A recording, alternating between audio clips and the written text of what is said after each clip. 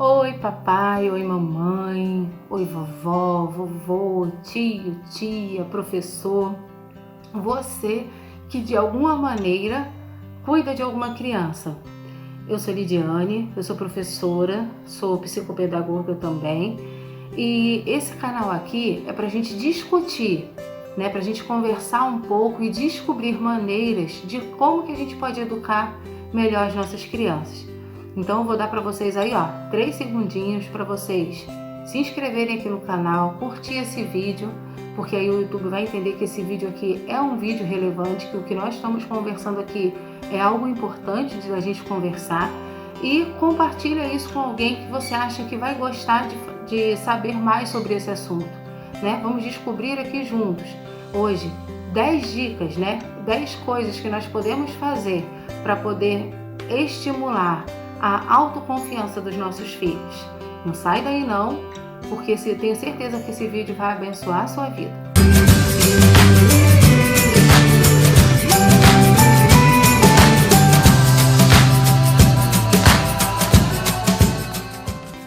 Primeira dica que eu queria deixar aqui com vocês é essa. Nós precisamos demonstrar interesse nas atividades que o nosso filho realiza. A gente precisa colocar na nossa cabeça que por mais que a gente olhe para determinada atividade que nosso filho esteja fazendo e a gente pense que aquilo dali é simples demais, para ele aquilo dali é uma coisa grande. Para o seu filho, às vezes, chegar da escola e fazer ali a letrinha A, mesmo que em cima do pontilhado, por exemplo, você olha e pensa que aquilo dali é uma coisa simples, é uma coisa fácil, mas para ele fazer aquilo dali é uma coisa grande. Para o seu filho, de repente, vestir uma roupa, né, que também é uma atividade, algo de tarefas também que eles realizam no dia a dia, e você pega e você olha aquilo dali e às vezes não está combinando nada com nada, mas só dele fazer aquilo dali, só dele ir no guarda-roupa, escolher e colocar, mesmo que seja uma roupa que você nunca escolheria aquela combinação para ele, mas só dele fazer aquilo dali, para ele aquilo dali já é uma conquista muito grande.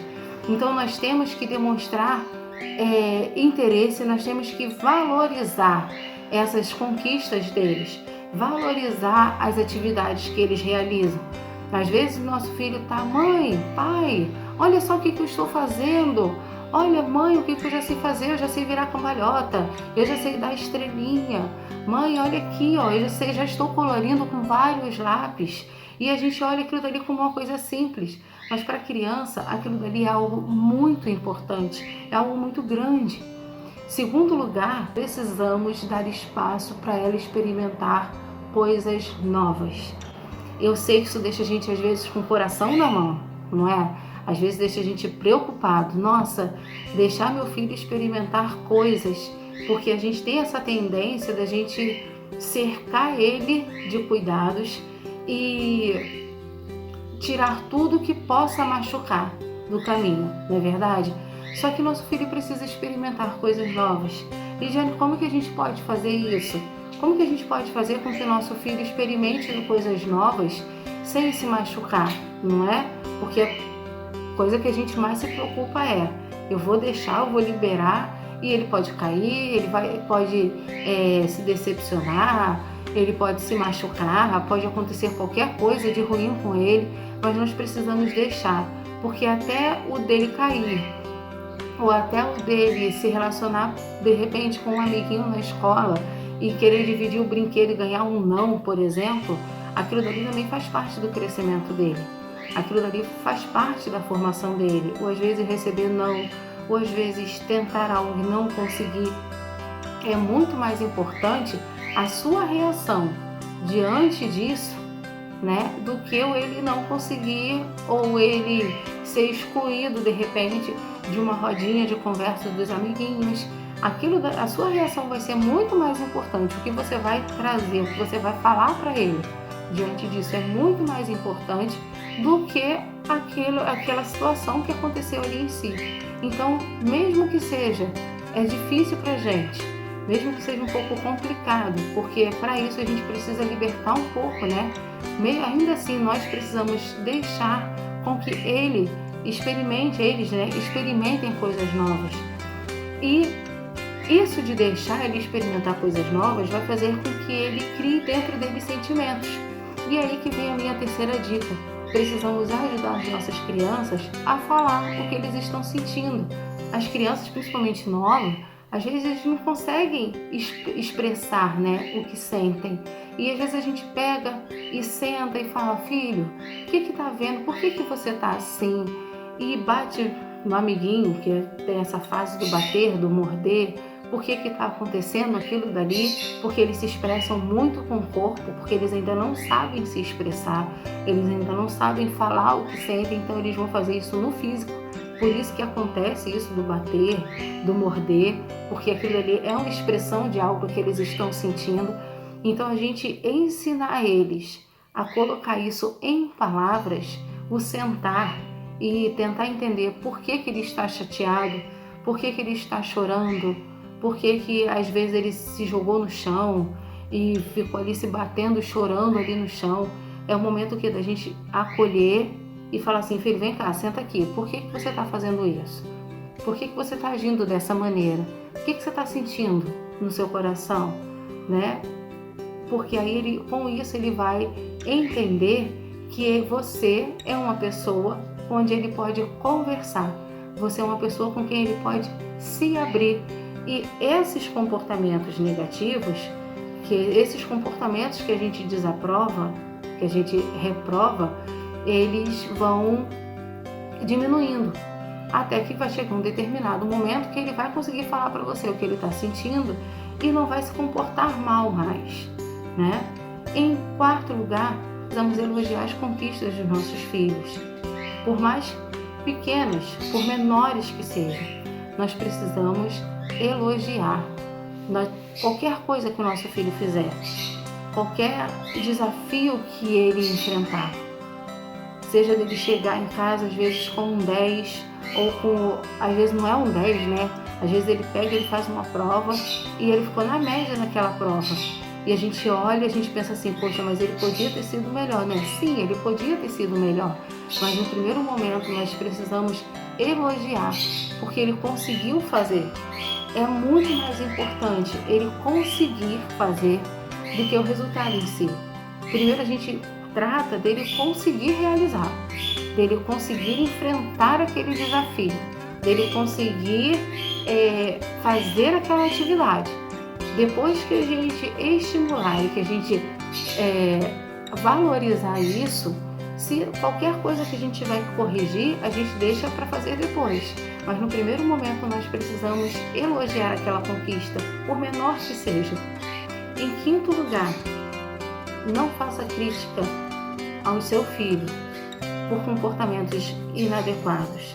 Não valorize o comportamento errado que ele estiver tendo, né? Não vire para a criança na hora que ela estiver chorando ali, agarrada com você, tá puxando a roupa e tá reclamando e tá pedindo colo. Não vira para ela e fala assim: nossa, mas você é muito chato. Nossa, mas olha, tá me irritando, tá me perturbando. Não fale isso, não valorize aquele comportamento inadequado. Não critique a criança. Critique o que ela está fazendo. Diga para ela que aquilo que ela está fazendo que não é legal e não que ela não é legal. Perceberam a diferença? Aquilo que ela está fazendo é inadequado e não ela. Então nós temos que fazer o quê? Virar para ela e falar o quê? Esse comportamento, essa atitude não é legal. Se seu filho mentir para você, não vira e fala assim: mas você é mentiroso, você está mentindo. Não, você fala assim: filho, não é legal a gente falar algo que não seja verdade. A mentira é ruim, a mentira é inapropriada, a mentira não deve ser dita. Nós precisamos dizer a verdade. Nós não temos que criticar a criança, mas nós temos que criticar o comportamento inadequado que ela teve. Então, não reclame, não fale da criança, não fale que ela é uma mentirosa, não chame a criança de chata, mas critique o comportamento que ela teve. Em sexto lugar, e eu acho que isso é um grande desafio para nós pais, precisamos ser um bom modelo. Sabe por quê? Porque você pode sentar com seu filho e fala com ele 2 horas, tudo que você quer que ele faça. Ele vai se levantar e ele vai fazer tudo do jeito dele. Mas se ele vê você fazendo, se seu filho vê que você está indo pelo caminho certo, ele vai seguir os seus passos.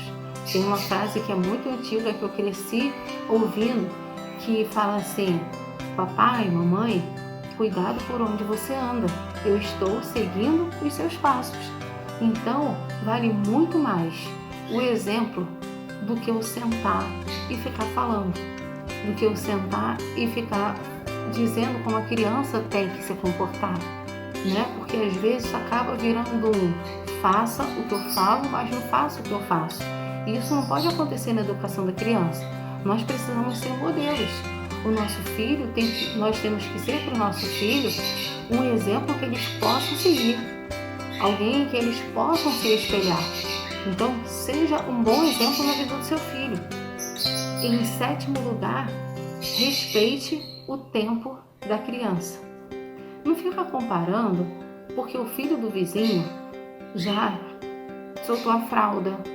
Porque o filho do vizinho não chupa chupeta. Porque o filho do vizinho, ele come tudo. E o meu tá aqui, e não faz nada. Ou então o contrário, né? De virar, fala assim, poxa, mas o meu filho já tá lendo, já tá escrevendo. E o filho do outro não. Não faça isso. Respeite o tempo da criança. É claro que existe um tempo dentro do tempo. Nós também temos que ficar de olho para ver se não existe nada por trás, de repente, de um atraso. Mas, tirando isso, nós precisamos respeitar o tempo da criança e nunca colocar em questão ali, né, de corrida, de que meu filho faz mais coisas do que o seu filho. Olha quanta frustração que pode trazer para a criança aquilo dali, que a criança fica olhando e fala assim, poxa, mas é verdade, né? Meu amigo faz um monte de coisa e eu não estou fazendo. Mas também, na maioria das vezes, eles nem reparam muito isso, depende muito da idade, né? Mas respeita o tempo dele, respeita o tempo dele conquistar. Em 8º lugar, é muito importante a gente dar responsabilidade para as crianças. Eu costumo dizer que uma criança que está ali ocupada, realizando as atividades dela, tem pouco tempo para ficar fazendo arte. Então, dê responsabilidades. Ensine ela que ela precisa ajudar em casa, que ela precisa ser responsável pelas coisas dela. Como é que a gente faz isso? Às vezes a gente pensa, como eu falei lá no início, né, que pra gente é uma coisa boba, mas pra criança é uma coisa muito grande. Por exemplo, acordar de manhã e arrumar a cama, separar a sua roupa, colocar a roupa suja, né, no lugar certo. Isso são responsabilidades que você vai dando para ela. E além de você ensinar que ela precisa cooperar, ela vai se sentir importante. E se tem uma coisa que criança gosta, gente, é de se sentir importante. Se tem uma coisa que criança gosta, é de ajudar. Porque eles se sentem quando eles estão ajudando a gente. Eles se sentem quando a gente deixa eles participarem. Eu sei que às vezes dá muito trabalho, né? Pra gente que é mãe, a gente pega, vai pra cozinha e vai fazer um bolo. E às vezes eles vêm. Outro dia eu fui inventar aqui em casa de fazer um nhoque. E a Sofia, ela veio, não mãe, eu vou te ajudar também. E eu sei que aquilo que eu faria em X, eu fiz em XX, porque eu estava ali com ela. E ela pedia de vez em quando para eu ir lá fazer bolinha na massinha que ela estava cuidando. Mas aquilo dali é o quê? É responsabilidade, é ensinar a criança a cooperar, é fazer com que ela se sinta importante para você, saber que ela se sente que você precisa dela, e isso deixa ela muito feliz. Isso deixa as crianças, dão muito prazer para as crianças. Fora que foi o que eu falei, você vai criar o seu filho desse jeito e ele vai crescer entendendo que ele precisa colaborar, ele precisa ajudar. Ele está dentro de casa para colaborar com as coisas de casa, para ajudar com as coisas de casa. E isso é o que? Vem com a minha nona dica, é desafiar a criança, é trazer para a criança o que? Coisas novas, desafios novos, fazer com que ela teste os limites dela, fazer com que ela entenda que ela sempre pode melhorar, ela sempre pode crescer, que ela é capaz de fazer muito mais. É muito importante que a criança entenda isso. Por quê? Para que ela não fique encostada, para que ela não fique conformada, de que isso aqui eu já sei, isso aqui já tá bom. Não, ela precisa entender que ela tem capacidade de fazer mais. E ela vai fazer isso como? Com os desafios que a gente vai colocando, as responsabilidades que a gente vai colocando para ela. E em último lugar, e o mais importante para mim, é quando a gente demonstra amor e confiança para os nossos filhos. Demonstrar amor, eles olharem para a gente e através da maneira como nós tratamos ele, o carinho, o respeito que nós liberamos para ele, ele vai se sentir amado. E você confiar nele e fazer com que ele confie em você também. Você confiar de que ele pode realizar, de que ele pode conquistar, de que às vezes ele está numa situação ali que ele está inseguro e você vira para ele e fala assim, não filho, você consegue sim, eu confio em você. Aquilo dali enche, que às vezes ele pode até não saber fazer, mas ele acaba conseguindo fazer, porque a gente falou para ele que confia nele e que sabe que ele pode fazer. E nós também devemos